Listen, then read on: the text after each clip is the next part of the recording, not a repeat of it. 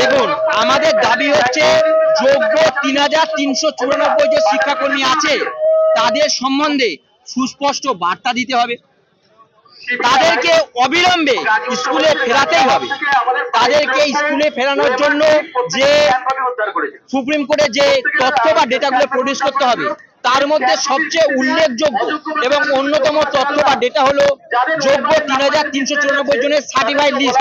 সেটা এসএসসির পাবলিক ওয়েবসাইটে পাবলিশ করতে হবে এবং তাদের রিভিউ ফাইলিং এর সঙ্গে অ্যাটাচমেন্ট করতে হবে। সেই সঙ্গে সঙ্গে যে 22 লক্ষ ওএমআর সিবিআই উদ্ধার করেছিল সেইগুলোকে পাবলিক ডোমেনে পাবলিশ করতে হবে।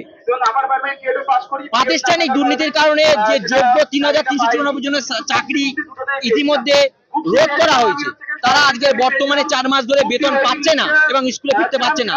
তাই বর্তমান সময়ে তারা ব্যাংকের ইএমআই লোনের ইএমআই দিতে ব্যর্থ হচ্ছে।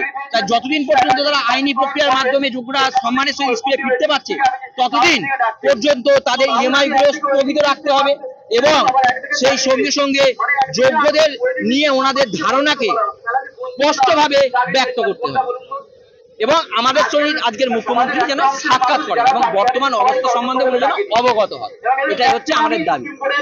দেখুন, আমরা এটা জানি যে আমাদের গৃহের উদ্দেশ্যে কেউ যদি আসে তাহলে কিন্তু আমরা তাকে ওয়েলকাম জানাই এবং সে কেন সুবিধা নিয়ে এসছে কিনা সেটা আমরা জানতে চাই।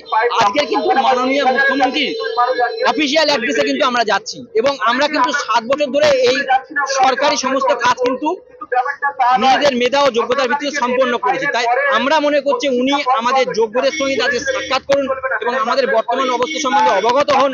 যোগ্যদের সার্টিফাইড লিস্ট সহ অন্যান্যগুলো দাবি পূরণের মধ্যে দিয়ে আমাদের স্কুলে ফেরানোর পথকে প্রশস্ত করুন। আগামী দিনে যে কর্মসূচি আমরা নেবো সেগুলো আমরা যোগ্য শিক্ষাকর্মীদের সঙ্গে আলোচনার মাধ্যমে আপনাদেরকে জানিয়ে নেবো। তবে এর থেকে বৃহত্তর কোনো আন্দোলন বা কর্মসূচি আমরা নেবো এটা আপনাদেরকে বলতে পারি।